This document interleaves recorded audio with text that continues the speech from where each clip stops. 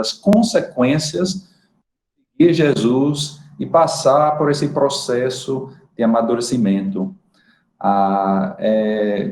Sabemos que nossas decisões têm consequências, né?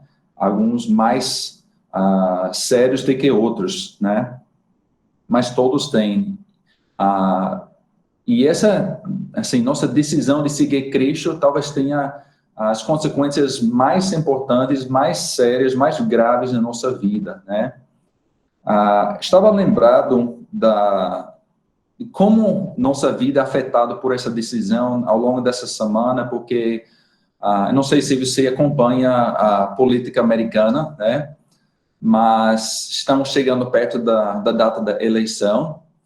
E uma ação que Trump tomou nessas últimas semanas é que ele indicou uma pessoa para a Supreme Court, né? Uma juíza, né? Amy Coney Barrett. E eu achei interessante porque todo mundo que conhecia ela, que trabalhava com ela ao longo desses últimos, acho que mais de 2 décadas, né? Ou até estudou com ela na faculdade, só teve elogios. Só falaram bem sobre ela, o caráter dela, o comportamento dela, a forma que ela tratava todos, independente de quem seja, né? Então, é interessante que todos... Agora, quem não conhecia ela, né, especialmente da esquerda, né, que não queria a indicação dela, não queria a aprovação dela, batia numa tecla só: ela é cristã. Ela não pode servir como juíza na Suprema Corte porque ela é cristã. A coisa que ficaram batendo, entende? Então, criticaram, falando mal dela, da família dela, entende? E toda a ênfase caía nesse fato, que ela é cristã. Vi a mesma coisa, assim, só alguns dias atrás, todos vocês provavelmente conhecem o Chris Pratt, né? O ator. Atuava em Jurassic World, né, em Guardiões da Galáxia, né, o principal ator nesses filmes, né. Então, por algum motivo, alguns dias atrás, algum postou no Twitter, né, 4 atores de Hollywood, todos que têm o primeiro nome Chris, né, e ele estava nesses 4.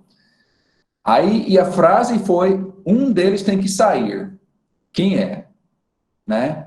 Aí começou uma coisa que já dura até hoje, né? Já faz vários dias as pessoas falando, e eu diria que 99,9% das pessoas que comentaram escolheram Chris Pratt. E qual foi o motivo que eles disseram que ele tem que sair, né? Que ele tem que sair de Hollywood, que as pessoas não podem deixar ele atuar em outros filmes, que ele não deve ser, ninguém deve assistir os filmes dele. Qual foi o motivo? Porque ele é cristão, né? O único motivo que deram é porque ele é cristão.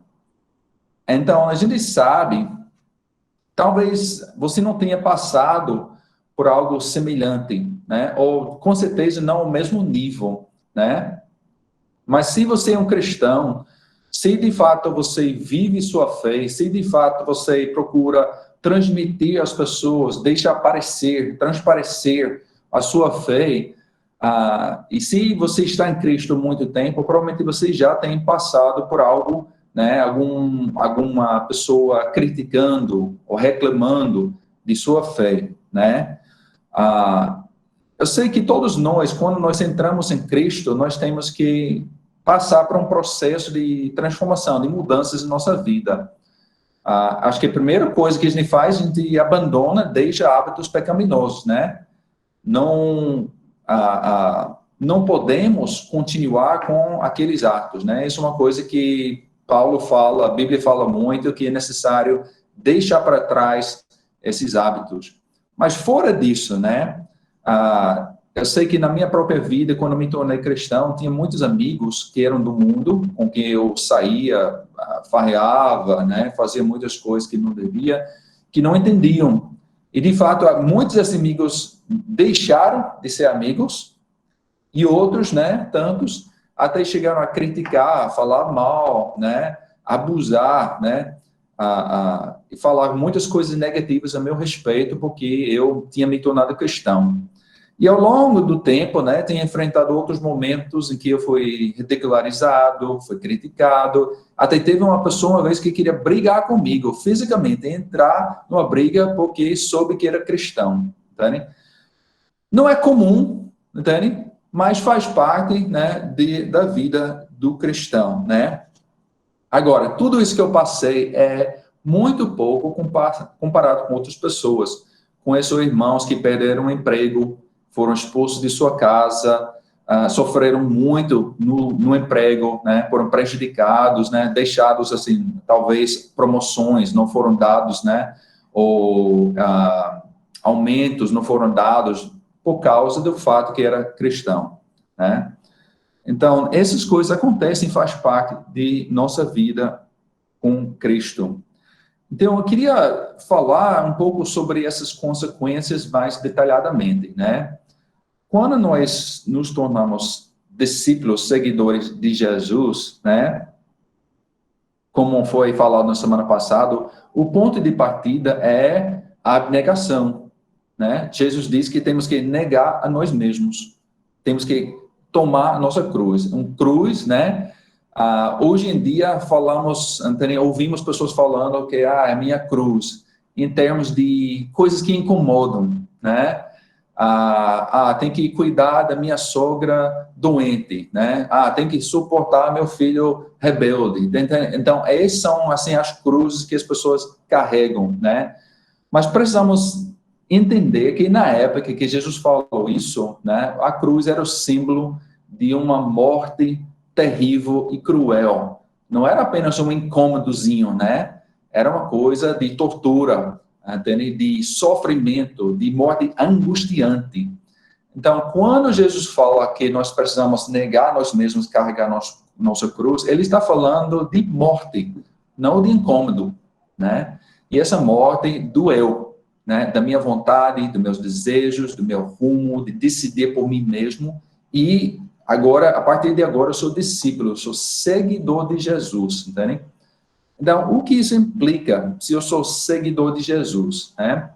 Eu acho que dificilmente encontramos uma passagem que nos revela, né, a atitude e as ações de Jesus mais do que Filipenses capítulo 2, né? Então, em Filipenses capítulo 2, Paulo, falando para a igreja, a partir do versículo 1, diz: se por estarmos em Cristo, nós temos alguma motivação, alguma exortação de amor, alguma comunhão no Espírito, alguma profunda afeição e compaixão, completa a minha alegria tendo o mesmo modo de pensar, o mesmo amor, um só Espírito e uma só atitude, né?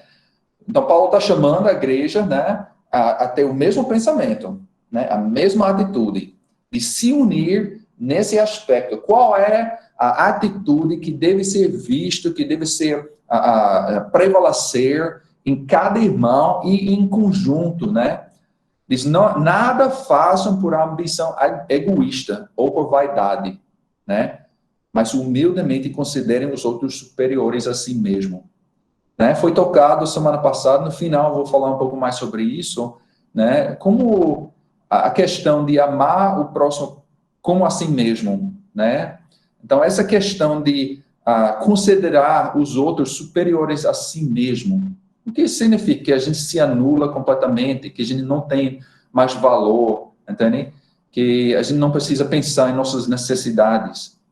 Diz, cada um cuide não somente dos seus interesses, mas também dos interesses dos outros. Seja atitude. Então, ele chama a igreja para a mesma atitude, né? Agora, a partir do versículo 4, né, 5, ele seja a atitude de você. Então, agora ele vai revelar qual é essa atitude que deve nortear, entende? Nosso comportamento, o comportamento do cristão, o comportamento da igreja. Que, embora sendo Deus, não considerou que o ser igual a Deus era algo a que devia apegar-se, mas esvaziou-se a si mesmo, vindo a ser servo, tornando-se semelhante aos homens. E sendo encontrado em forma humana, humilhou-se a si mesmo e foi obediente até a morte, e morte de cruz. Pronto, então, quando nós entramos em Cristo, quando nós iniciamos essa vida cristã, sabemos que nosso objetivo, né, final, né, a qual nós estamos caminhando é ser igual a Jesus, é ser como Ele. Então, Paulo revela para a igreja aqui que a atitude que vai determinar nossas ações, que vai nos conduzir a esse objetivo, é uma atitude de abnegação, primeiramente. Né? Jesus diz que ele estava, né, e ele era igual a Deus, mas não considerou essa posição, esse privilégio que ele tinha algo a ser apegado, né, de assegurar, de não, né, abdicar disso, de não se negar desse privilégio, mas ele abriu mão dessa posição. A gente sabe que, assim, é muito comum, né, um desafio constante, né, não querer nos colocar acima dos outros, né, não achar que somos melhores do que os outros, de não procurar alguma posição no privilégio acima de nosso próximo, né. Isso, assim, a gente tem um aspecto emocional, que nós queremos ser valorizados, né? Nós queremos ser amados, nós queremos que as pessoas nos veem, né? E vejam nosso valor. Então, muitas vezes, nós achamos que precisamos uma posição, nós precisamos de um privilégio, nós precisamos nos colocar acima do outro. Se eu tenho primeiro lugar, se eu saio em primeiro lugar alguma coisa, isso mostra que eu tenho valor, né? Se eu faço algo melhor do que o outro, isso mostra que eu tenho valor, né? Então, Paulo está dizendo aqui que não é posição no privilégio, estar acima dos outros, que nos identifica como cristão, que não deve ser a atitude cristã. De fato, a atitude cristã é justamente o oposto. Ele se humilhar, né? Ele elevar o outro, ele considerar o outro superior a si mesmo, né? E o interessante, Jesus não apenas abdicou dessa posição e se tornar humano, ponto, né? Porque ele poderia ter vindo à Terra e se colocado num trono de glória, poderoso, dominado sobre as nações, né? Comandado exércitos aqui. Mas Paulo diz não somente se tornou homem, mas se colocou na posição de um servo, né? Ele se humilhou, né? Então, além de abdicar, né, desse instinto, desse desejo, ou até se temos, né, realmente de abdicar de nosso privilégio, de nossa posição, de algum aspecto de poder que talvez a gente tenha, precisamos aceitar o sofrimento. Isso talvez seja uma das coisas mais difíceis, né? De fato, quando Jesus falou sobre a parábola do semeador, uma das razões que muitos abandonam, que não chegam a dar fruto, né? Essas são sementes que caem entre os espinhos, é porque quando vem o sofrimento, não resistem, né?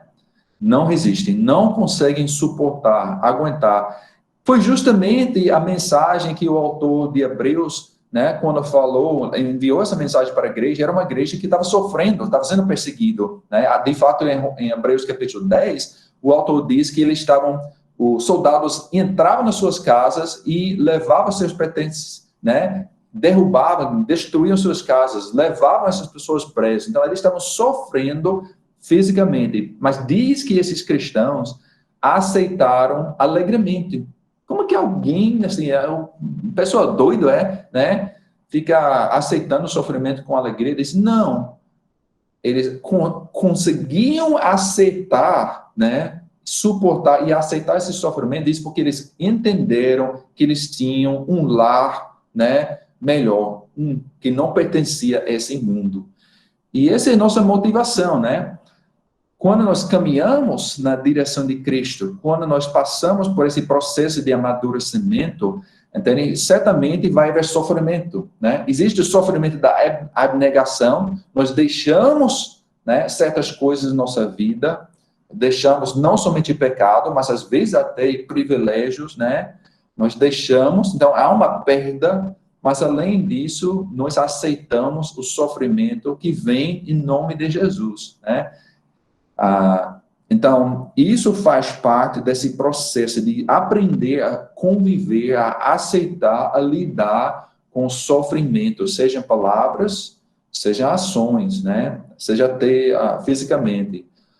Nosso sofrimento, acredito, de todos vocês, talvez eu esteja enganado, não conheço a vida de todos, mas acredito que provavelmente, se você tenha sofrido pela sua fé, tem sido algo, vamos dizer, leve, né? E breve, né? Que não é acaso, a gente sabe que temos muitos irmãos no mundo lá fora, em outros países, especialmente em alguns países muçulmanos, alguns países, entende, que são, que têm antagonismo ao cristianismo, né? Que não aceitam o cristianismo. Tem pessoas que têm sofrido, assim, perseguições, entende? Que assim, têm sido aprisionados, que têm sido torturados e até mortos pela sua fé. A gente sabe que isso é uma realidade para muitos irmãos nossos, entende?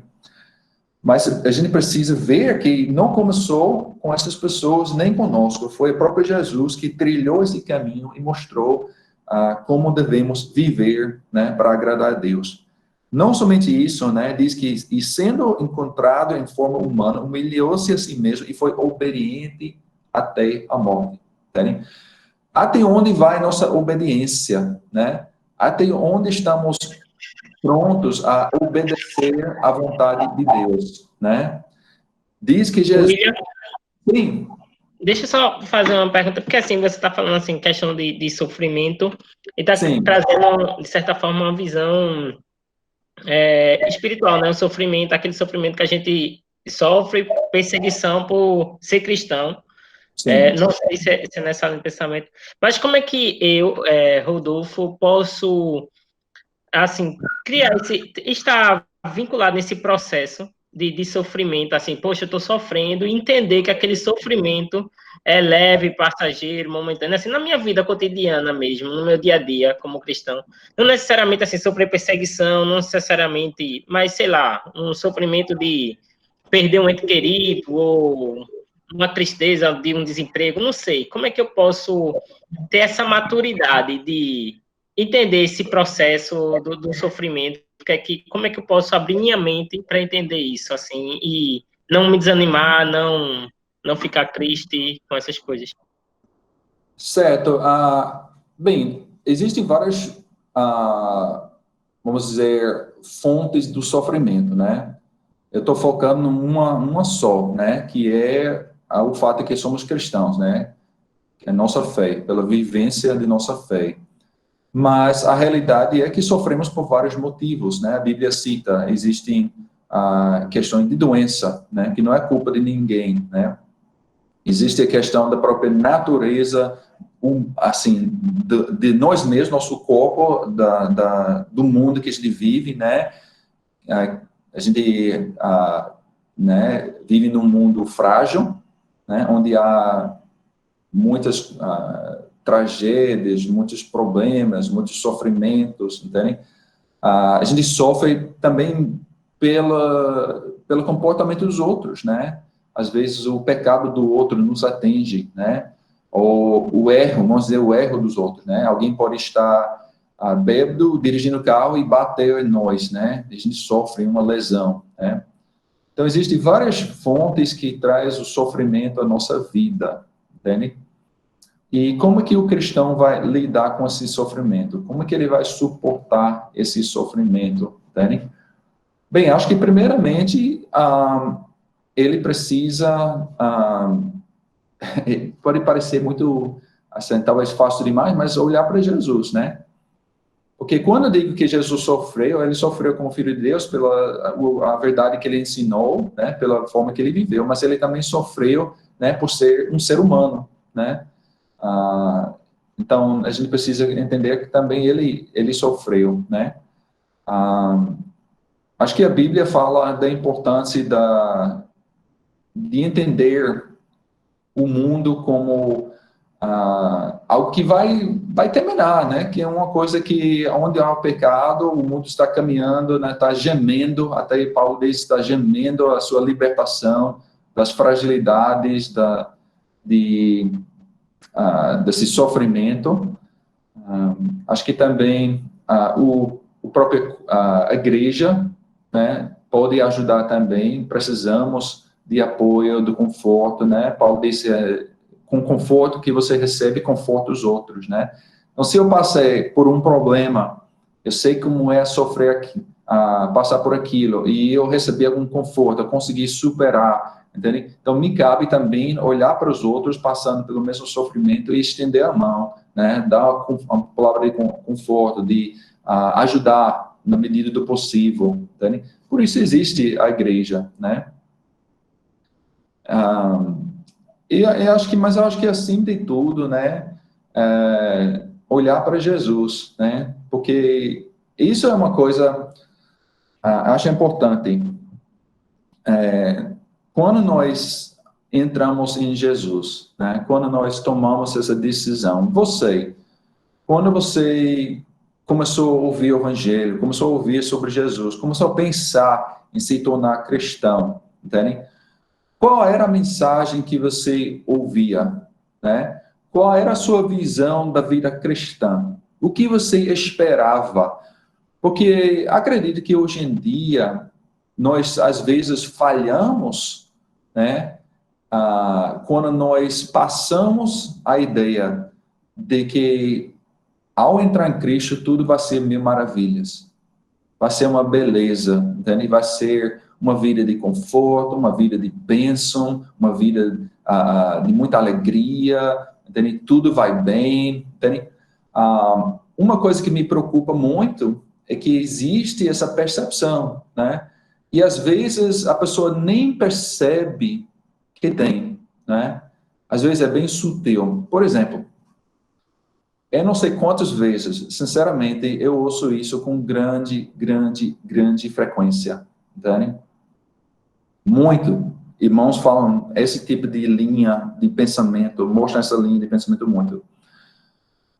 Então, quando algo positiva e boa acontece na vida de alguém, que dizem, Deus me abençoou, foi a vontade de Deus, Deus quis isso. Quando algo negativo acontece, quando uma coisa ruim acontece, é o quê? É Satanás, Deus não abriu as portas, Deus não quer, entende? Quem é para dizer que Deus não está permitindo o sofrimento para seu bem? Quem é para dizer que Deus não queria que algo negativo, vamos supor, ao nosso ver, acontecesse com você? Entende? Então, eu me preocupo um pouco com esse pensamento de que tudo que é positivo que acontece na nossa vida é Deus, tudo que é negativo não é Deus. Entende? Se a gente olhasse dessa forma, de fato, acho que a gente não entende Cristo. Porque se a gente olhar a vida de Jesus, era uma vida de sofrimento. E ele é nosso modelo, ele é nosso exemplo. Quando a gente olha a vida de Paulo, era uma vida de sofrimento, né? Quando a gente olha a vida de muitos cristãos, terem relatados na Bíblia, era um grande sofrimento, entende? Então, a gente não pode olhar o sofrimento como algo não sendo a vontade de Deus, entende? Agora, quero dizer que às vezes a gente nem sabe que é a vontade de Deus ou não, entende? Agora, o que eu quero dizer com isso? Às vezes acontecem coisas negativas que não é que Deus decidiu fazer aquilo a nós, entende? Mas ele permitiu que acontecesse, entende? Então há uma diferença. Existe uma diferença entre Deus tomar a iniciativa, querer que aconteça alguma coisa e faz alguma coisa na nossa vida, entende? Que talvez venha atrás do sofrimento. E outra coisa, ele permitir que aconteça, entende? Então, assim, acho que resumindo, o sofrimento na nossa vida acontece por vários motivos.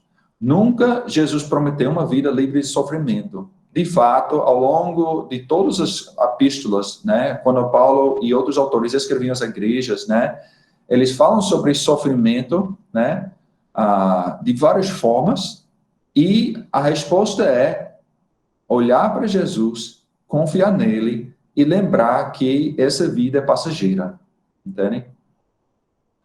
usar, de fato, devemos usar esses momentos para a glória dele, entende? Eu acho, existe o que é chamado, assim, uma das maiores causadores de sofrimento, vamos dizer, angústia emocional na nossa vida são as expectativas falsas, irreais. Então, quando nós acreditamos que a vida cristã é uma vida só de conforto, de bênção, de prazer, de alegria, nós vamos sofrer muito. Ou nós vamos ter muita angústia, nós vamos duvidar de nossa fé, nós vamos duvidar de Cristo, nós vamos duvidar de que tomamos a decisão certa, entende? Porque a realidade é, assim, qual é a promessa de Jesus? Vamos direto ao ponto. Qual é a promessa de Jesus? O que ele promete?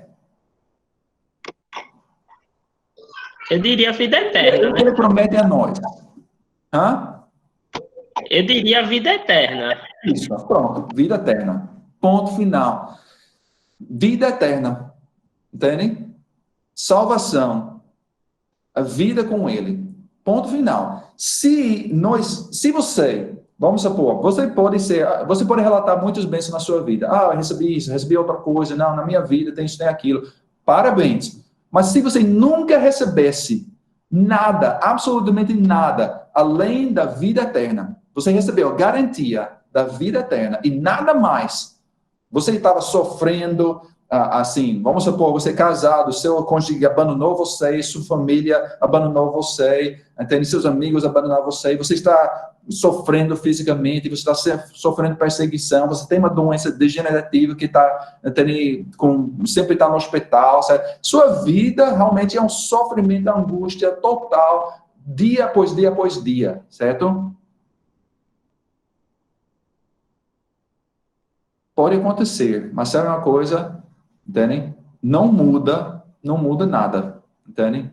A única coisa prometida a você é a vida eterna. Se alguma outra coisa positiva vier na sua vida, é um bônus, certo? É um bônus, entendem?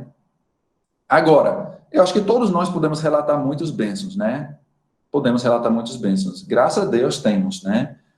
Mas não há garantia. Então, a gente não pode confiar nisso, a gente não pode basear nossa fé nisso, a gente não pode acreditar ou seguir Jesus, ou participar da igreja, ser um seguidor de Jesus, porque eu tenho essa ou aquela outra bênção aqui na terra. Não podem. Entendem? A única razão, certo, que eu devo seguir é porque Jesus morreu por mim e me prometeu a vida eterna. Entendem? Então, se eu tenho uma vida boa, longa, cheia de coisas boas, entendem? Amém. Se eu tenho uma vida de sofrimento, de angústia, de perseguição, entendem? Seja qual, amém. O que importa é que eu seja fiel, né? Como diz aqui, Jesus foi fiel até a morte. Isso deve ser também nossa vida, uma vida de fidelidade, independente das circunstâncias. Isso Paulo falou, né? Em Filipenses 4, se seguir adiante, né, Jesus disse, se eu estou com fome, eu estou contente. Se eu tenho bastante, eu estou contente. Independente da circunstância. Entende? Se eu estou livre, estou contente. Se eu estou aprisionado, estou contente. Né? De fato, Paulo diz que ele se alegrava, os discípulos, né, em Atos, diz que se alegravam por sofrer por Cristo. Né? Eles foram chicoteados, entende? E diz que se alegraram que podiam sofrer pelo Evangelho, entende? Então, talvez a gente precisa aprender a se alegrar em nosso sofrimento, que é uma oportunidade de demonstrar a atitude e o Espírito de Cristo, né? Certamente, se a gente começa a se alegrar em nosso sofrimento, vai chamar a atenção das pessoas, né? A gente vai despertar interesse. Dizer, oxe, por que você está assim, entende? E realmente a gente vai abrir a porta para a gente contar realmente que Jesus faz diferença na nossa vida, entende? De forma prática. Bem, eu não sei se respondeu, né? Mas eu acho que, assim, eu não quero dizer que é uma coisa simples. Sofrer não é fácil. Não é fácil, de jeito nenhum, entende? mas Deus não prometeu uma vida fácil, né? E a única coisa que eu posso dizer é olhar para Jesus, se agarrar a Jesus, confiar em Jesus, entende? No final dessa passagem, em Filipenses 2, diz que Jesus sofreu, ele se humilhou, serviu, né? Ele foi obediente até a morte. E qual foi a consequência? Foi exaltado. Ele foi exaltado, né? Então, ele recebeu recompensa, mas foi necessário passar pelo sofrimento. E a mesma coisa, como seguidores de Jesus, é necessário passar pelo sofrimento. É necessário passar por essa angústia, é necessário passar por essas dores, né? E acho interessante, quando Paulo, em 2 Coríntios, ele relata, capítulo 11, ele relata todo o sofrimento que ele passou, né? Ele fala sobre naufrágios, apedrejamentos, entende? A fome, inimigos, uma série de coisas que ele passou, né, em sua caminhada com Cristo. Mas é interessante, no final diz, e está acima de tudo isso, minha preocupação com a igreja. E eu acho maravilhosa essa frase, certo? Infelizmente, acho que hoje em dia, nossa primeira, talvez, ímpeto em relação à igreja é criticar, é falar mal, né? É dizer o que a gente não gosta, o que não nos agrada, entende? E o exemplo que nós temos de Jesus, diz que Jesus amou a igreja e deu sua vida por ela. Será que eu tenho esse mesmo espírito? E Paulo mostrou esse mesmo espírito. Fora de tudo que ele sofreu fisicamente, as agressões, né, deixado por morto, né, fora tudo isso, ficar na prisão, né, fora tudo isso, ele diz, acima de tudo, né, o maior sofrimento dele era a angústia, a preocupação que ele tinha para com a igreja, que ele amava a igreja, porque ele sabia que era o corpo de Jesus, era a família de Deus, entende? E ele tinha esse compromisso, essa dedicação, esse zelo, esse desejo de cuidar, de ajudar, entende? E isso não é fácil, né? Paulo teve irmãos que abandonaram ele, que criticaram ele, que falaram mal dele, entende? Mas como Jesus, interessante, tem uma pequena frase em João capítulo 17, né? Jesus chegando ao fim de sua vida aqui na terra, a última noite, está junto com os discípulos, né? E diz, Jesus amou-os até o fim. Se nós olhamos os 3 anos que Jesus vivia, teve essa convivência com os discípulos, né, era muito conturbado, né? Os discípulos não entenderam muito os ensinos, às vezes não acreditaram que ele, de fato, era Messias, né? No final, né, chegaram a rejeitar, abandonar ele, né? Mas diz que, apesar de tudo isso, esses desentendimentos, até falar contrário à vontade dele, né? Contrário à vontade de Deus. Lembra quando ele disse que ia ser crucificado? Pedro disse, de jeito nenhum. Pedro não podia imaginar um Jesus crucificado, um Messias crucificado, um Messias morto, não podia nem cogitar esse pensamento, né? Era contrário à percepção, à ideia que ele tinha do Messias. Então, apesar de todo esse desentendimento e essas brigas internas e conflitos, diz que Jesus amou-se até o fim, não abandonou. Então, esse é um microcosmo, né? Essa, a maneira que Jesus trata os seus discípulos, o compromisso que ele tinha com os discípulos, né? Essa dedicação, né? De ensinar, de servir, de repreender às vezes, né? Mas sempre estar junto com eles, sempre desejando ajudá-los a compreender, a desenvolver, a amadurecer, né? Ele se dedicou até a própria morte. E acho que esse é o modelo que ele nos deixou, né? De alguém disposto a se abnegar, alguém disposto a sofrer, alguém disposto a se humilhar e elevar o outro para servir o outro, né? E alguém disposto a obedecer e amar até o fim. Então, acho que isso também deve ser nosso processo de amadurecimento, né? Uma coisa Paulo fala, assim, a gente vê a atitude de Jesus em Filipenses capítulo 2, mas logo em capítulo 3, Paulo basicamente fala que ele mesmo passou por isso, né? Ele fala sobre sua posição, seu prestígio entre os judeus, que ele abandonou tudo isso, né? Ele se humilhou, ele deixou, né, para servir Jesus, né? E ele diz que acima de tudo, né, ele diz que ele considerou isso como perda, como esteco, para conhecer Jesus, de viver com ele, de conhecer seus sofrimentos, participar nos sofrimentos dele, né?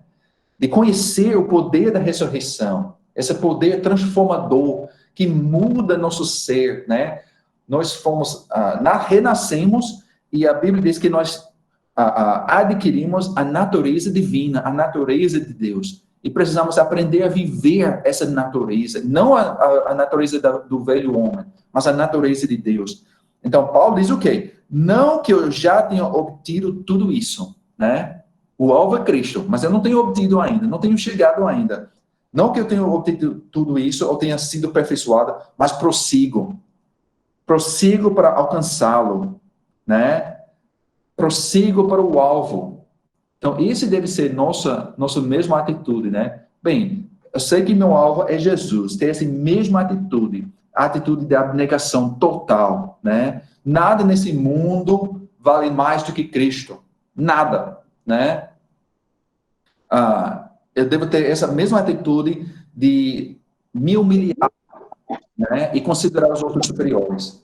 Eu devo ter essa atitude de servir ao meu próximo. Devo ter essa atitude de obedecer à vontade de Deus sempre, né?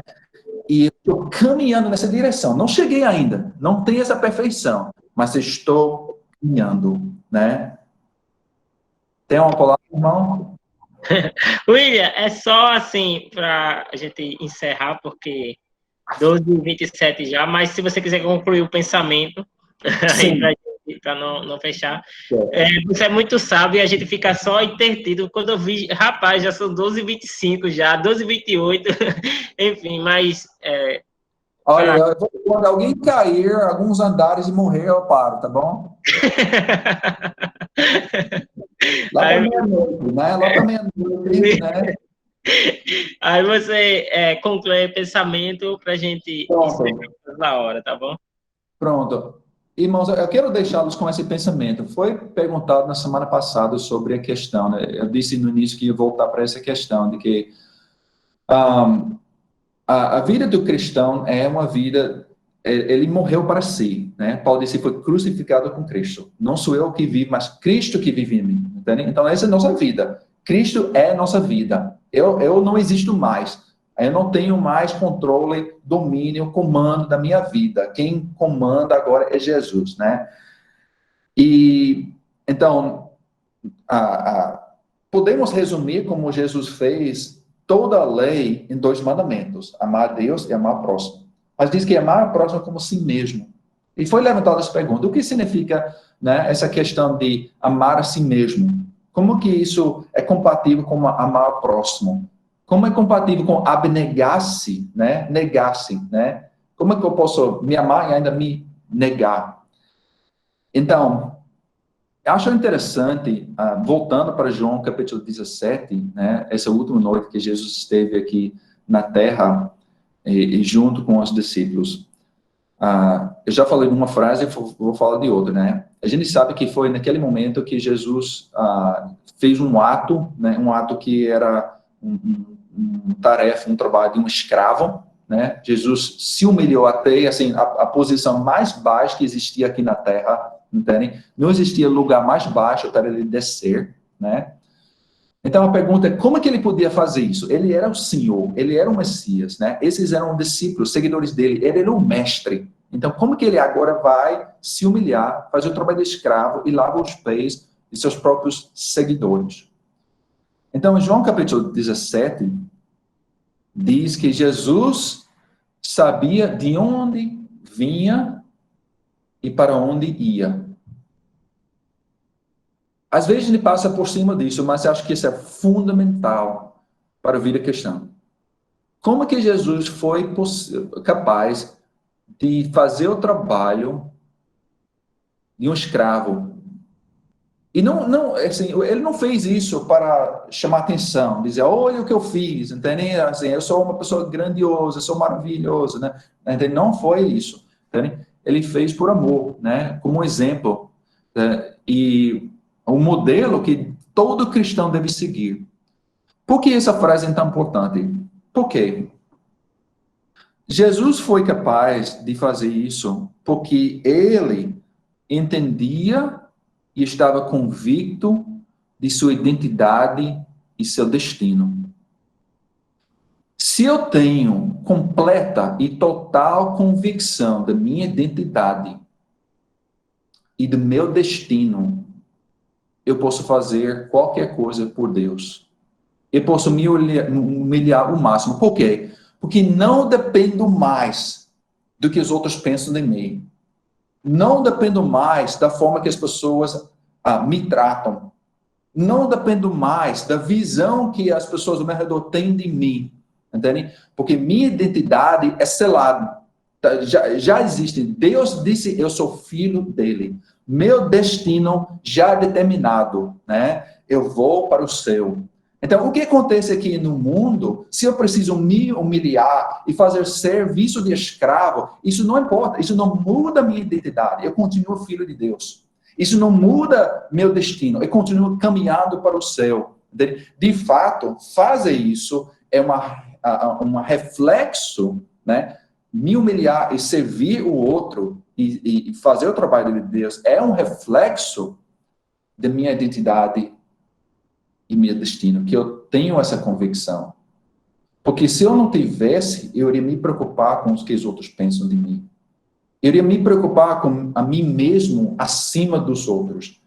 Mas o fato que eu posso tranquilamente, sem olhar ao redor para ver quem está olhando, sem pensar no depois, apenas viver aquele momento de serviço, eu posso deixar de lado o meu eu, meu ego, meu desejo, minha vontade, entende? Eu posso deixar tudo de lado para servir, né? Demonstra que eu estou convicto, tenho toda certeza de que eu sou um filho de Deus e eu irei estar com ele para sempre. Eu espero que você tenha essa convicção, irmão, irmãs. Eu espero que realmente você tenha tanta certeza, total certeza e convicção de sua identidade e seu destino, que você não se importa mais com o que os outros pensam. Você só se importa mais com o que Deus pensa de você. Amém? Amém, amém. Obrigado, Glória a Deus. irmão. Muito, muito obrigado, William, por ter se disposto, ter vindo dar aula aqui 2 domingos para a gente. Como eu disse, você é uma pessoa muito sábia, a gente fica só escutando, porque os conteúdos são passados de uma forma bem didática, e muito obrigado por isso, obrigado pela sua disponibilidade. Com toda certeza, acredito que Deus hoje fala aos nossos corações, não necessariamente aquilo que a gente queria ouvir, mas aquilo que a gente precisava ouvir. Então, muito obrigado por isso. Gente, só para a gente encerrar, próximo domingo a gente já está no dia 1 de novembro, e aí a gente vai ter algumas mudanças na nossa aula. Vocês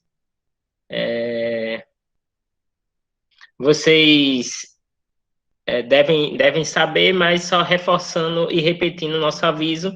Algumas pessoas que estão indo ao culto presencial solicitaram que as aulas dos jovens voltassem presencialmente também, para ter essas aulas, esses momentos, e aí iremos voltar a ter aula no mês de novembro presencialmente.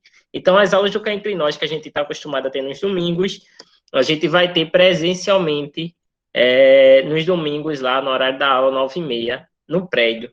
E as aulas para atender também as pessoas que estão em casa, estão guardando aí a quarentena também, e também manter nosso contato, nosso diálogo que estamos tendo. Iremos ter também a nossa aula no sábado, à noite, do Cá Entre Nós. Então,